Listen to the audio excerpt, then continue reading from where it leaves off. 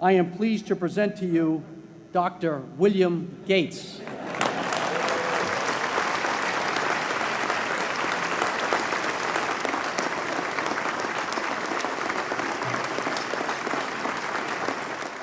Thank you. President Bach, former President Rudenstein, incoming President Faust, members of the Harvard Corporation and the Board of Overseers, members of the faculty, parents, and especially the graduates. I've been waiting more than 30 years to say this. Dad, I always told you I'd come back and get my degree.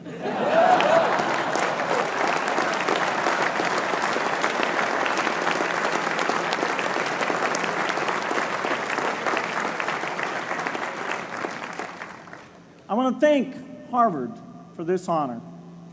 I'll be changing my job next year, and it will be nice to finally have a college degree on my resume. I applaud the graduates for taking a much more direct route to your degrees. For my part, I'm just happy that the Crimson called me Harvard's most successful dropout. I guess that makes me valedictorian of my own special class. I did the best of everyone who failed.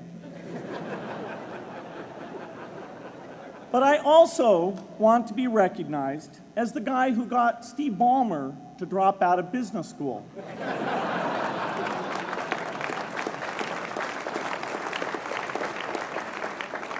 I'm a bad influence. That's why I was invited to speak at your graduation. If I'd spoken at your orientation, fewer of you might be here today.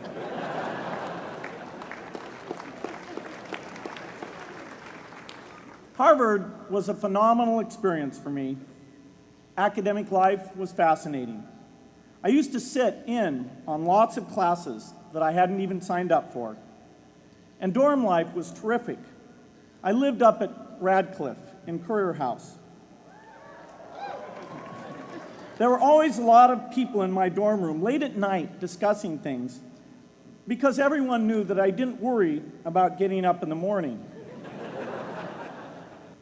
Radcliffe was a great place to live. There were more women up there, and most of the guys were math science types. The combination offered me the best odds, if you know what I mean. That's where I learned the sad lesson that improving your odds doesn't guarantee success. One of my biggest memories of Harvard came in January 1975 when I made a call from Currier House to a company in Albuquerque, New Mexico that had begun making the world's first personal computer. I offered to sell them software. I worried they would realize I was just a student in a dorm and hang up on me. Instead, they said, "We're not quite ready. Come see us in a month," which was a good thing because we hadn't written the software yet.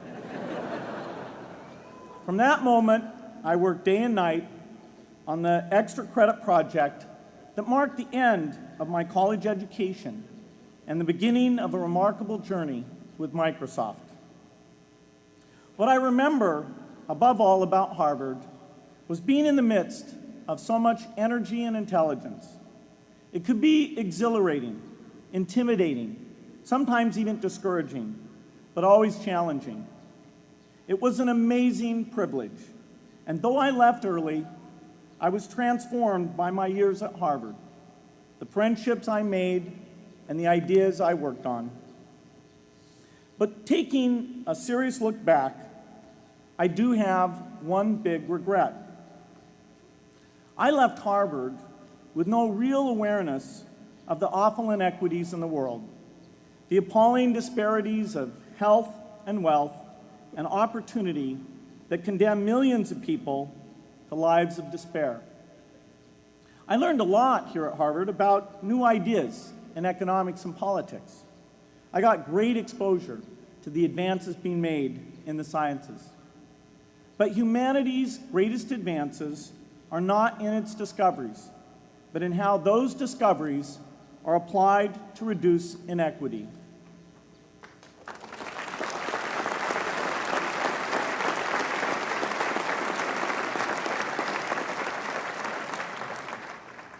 Whether through democracy, strong public education, quality health care, or broad economic opportunity, reducing inequity is the highest human achievement.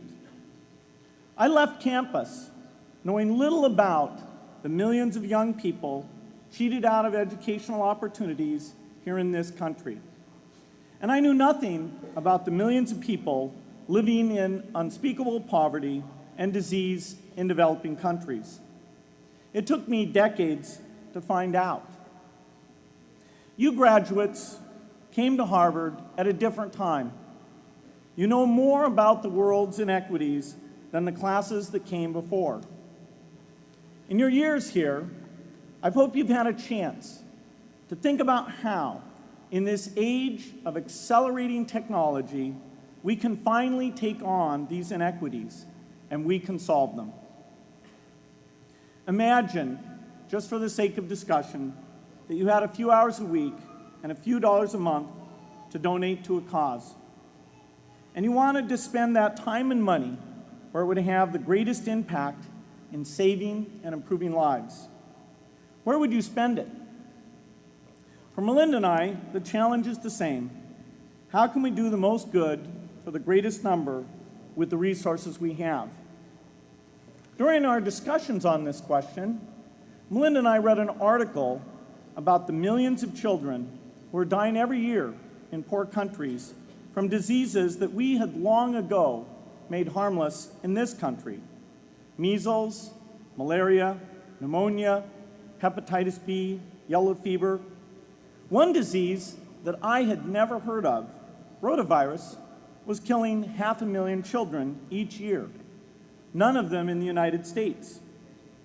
We were shocked. We had assumed that if millions of children were dying and they could be saved, the world would make it a priority to discover and deliver the medicines to save them. But it did not. For under $1, there were interventions that could save lives that just weren't being delivered. If you believe that every life has equal value, it's revolting to learn that some lives are seen as worth saving and others are not. We said to ourselves, this can't be true, but if it is true, it deserves to be the priority of our giving. So we began our work in the same way anyone here would begin it. We asked, how could the world let these children die? The answer is simple and harsh.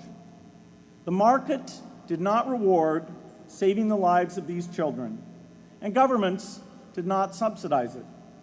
So the children died because their mothers and fathers had no power in the market and no voice in the system. But you and I have both. We can make market forces work better for the poor if we can develop a more creative capitalism. If we can stretch the reach of market forces so that more people can make a profit, or at least earn a living, serving people who are suffering from the great inequities. We can also press governments around the world to spend taxpayer money in ways that better reflect the values of the people who pay the taxes. If we can find approaches that meet the needs of the poor in ways that generate profits for business and votes for politicians, we will have found a sustainable way to reduce inequity in the world. Now, this task is open-ended. It can never be finished. But a conscious effort to answer this challenge can change the world. I'm optimistic that we can do this. But I talk to skeptics who claim there is no hope. They say, inequity has been with us since the beginning and will be with us until the end, because people just don't care. I completely disagree. I believe we have more caring than we know what to do with. All of us here in this yard, at one time or another, have seen human tragedies that broke our heart, and yet we did nothing, not because we didn't care, but because we didn't know what to do. If we had known how to help, we would have acted. The barrier to change is not too little caring. It is too much complexity. To turn caring into action, we need to see a problem, see a solution, and see the impact. But complexity blocks all three steps. Even with the advent of the internet and 24-hour news, it is still a complex enterprise to get people to truly see the problems. When an airplane crashes, officials immediately call a press conference. They promise to investigate, determine the cause, and prevent similar crashes in the future. But if the officials were brutally honest, they would say, of all the people in the world who died today from preventable causes, 0.5% were on this plane. We're determined to do everything possible to solve the problem that took the lives of the 0.5%. The problem is not just the plane crash, but the millions of preventable deaths. We don't read much about these deaths. The media covers what's new, and millions of people dying is nothing new. So it stays in the background where it's easy to ignore. But even when we do see it or read about it, it's difficult to keep our eyes on the problem. It's difficult to look at suffering if the situation is so complex that we don't know how to help. And so we look away. If we can really see a problem, which is the first step, we come to the second step, cutting through the complexity to find a solution. Finding solutions is essential if we want to make the most of our caring. If we have clear and proven answers anytime an organization or individual asks, "How can I help?"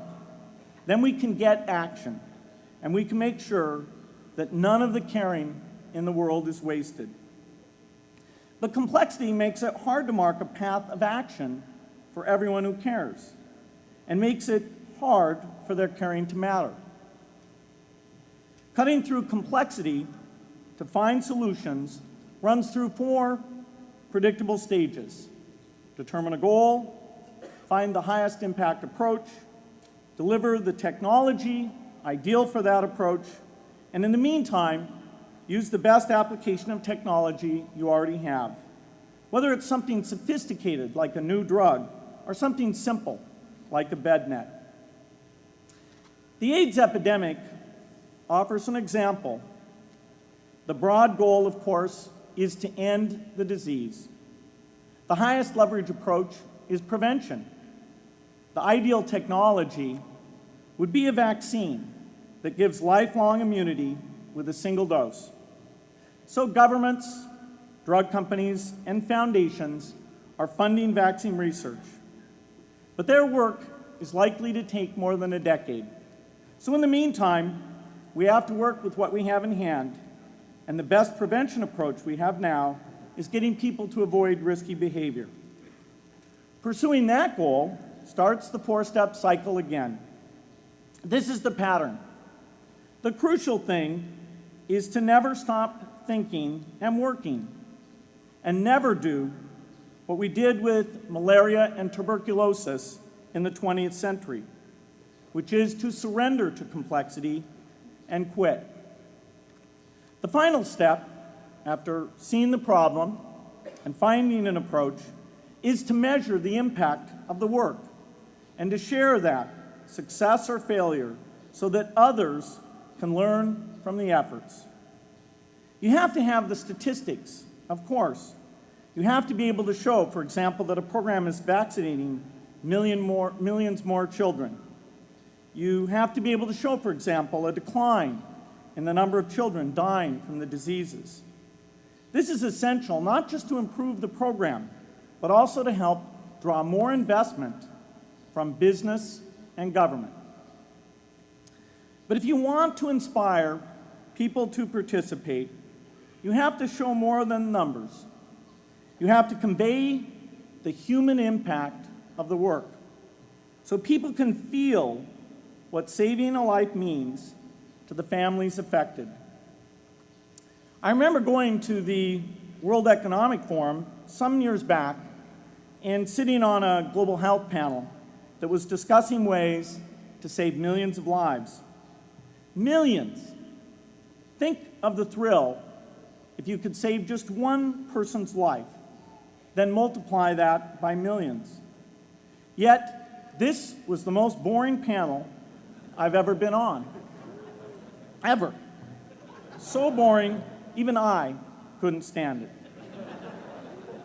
What made that experience especially striking was that I had just come from an event where we were introducing version 13 of some piece of software, and we had people jumping and shouting with excitement.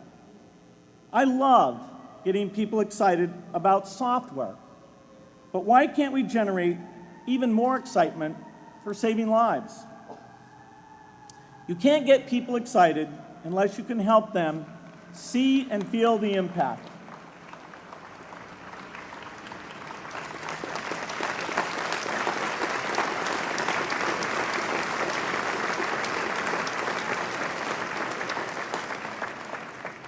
The way to do that is another complex question. Still, I'm optimistic. Yes, inequity has been with us forever, but the new tools we have to cut through complexity have not been with us forever. They are new. They can help us make the most of our caring, and that's why the future can be different from the past. The defining and ongoing innovations of this age, biotechnology, the personal computer, and the internet, give us a chance we've never had before to end extreme poverty and end death from preventable disease. 60 years ago, George Marshall came to this commencement, and he announced a plan to assist the nations of post-war Europe. He said, I quote, "I think one difficulty is that the problem is one of such enormous complexity that the very mass of facts presented to the public by press and radio make it exceedingly difficult for the man in the street to reach a clear appraisement of the situation. It is virtually impossible at this distance to grasp at all the real significance of the situation." 30 years after Marshall made his address, which was 30 years ago, as my class graduated without me, technology was emerging that would make the world smaller, more open, more visible, less distant. The emergence of low-cost personal computers gave rise to a powerful network that has transformed opportunities for learning and communicating. The magical thing about this network is not just that it collapses distance and makes everyone your neighbor. It also dramatically increases the number of brilliant minds we can bring in to work together on the same problem.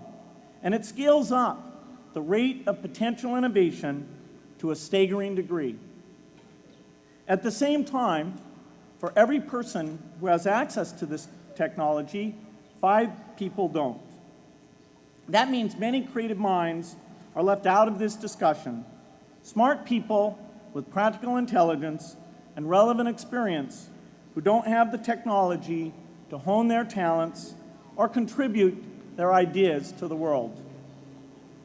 We need as many people as possible to gain access to this technology because these advances are triggering a revolution in what human beings can do for one another. They are making it possible, not just for national governments, but for universities, corporations, small organizations, and even individuals to see problems, see approaches, and measure the impact of their efforts to address the hunger, poverty, and desperation George Marshall spoke of 60 years ago.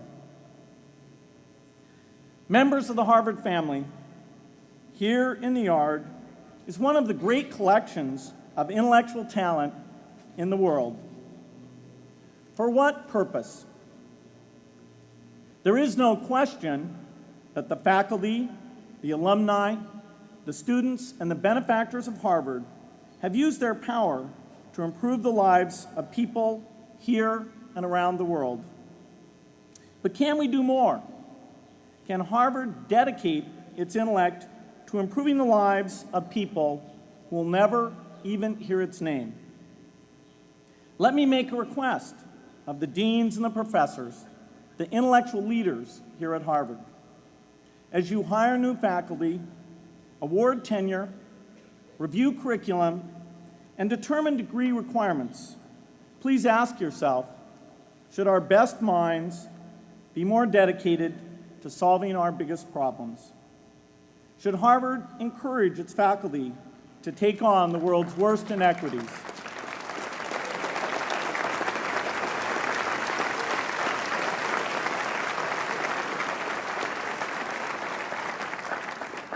Should Harvard students know about the depth of global poverty, the prevalence of world hunger, the scarcity of clean water, the girls kept out of school, the children who die from diseases we can cure?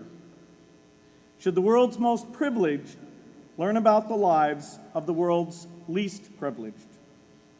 These are not rhetorical questions.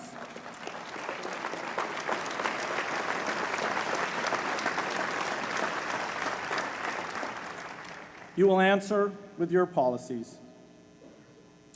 My mother, who was filled with pride the day I was admitted here, never stopped pressing me to do more for others. A few days before I was married, she hosted a bridal event at which she read aloud a letter about marriage that she had written to Melinda. My mother was very ill, with cancer at the time, but she saw one more opportunity to deliver her message, and at the close of the letter she said, "From those to whom much is given, much is expected."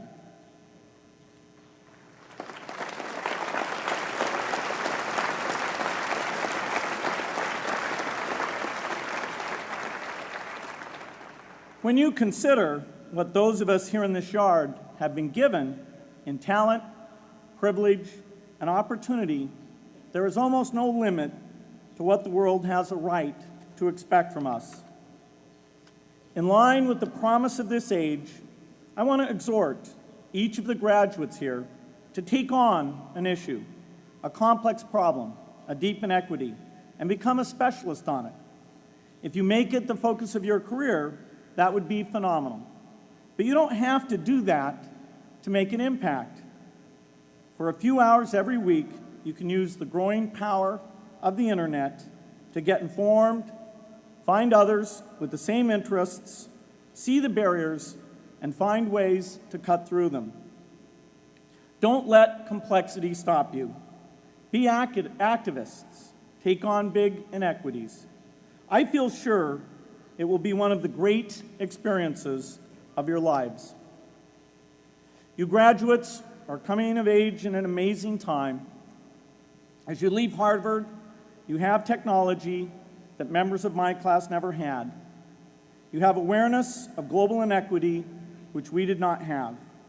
And with that awareness, you likely also have an informed conscience that will torment you if you abandon these people whose lives you could change with modest effort. You have more than we had. You must start sooner and carry on longer. And I hope you will come back here to Harvard 30 years from now and reflect on what you have done with your talent and your energy. I hope you will judge yourselves not on your professional accomplishments alone, but also on how well you have addressed the world's deepest inequities, on how well you treated people a world away who have nothing in common with you but their humanity. Good luck.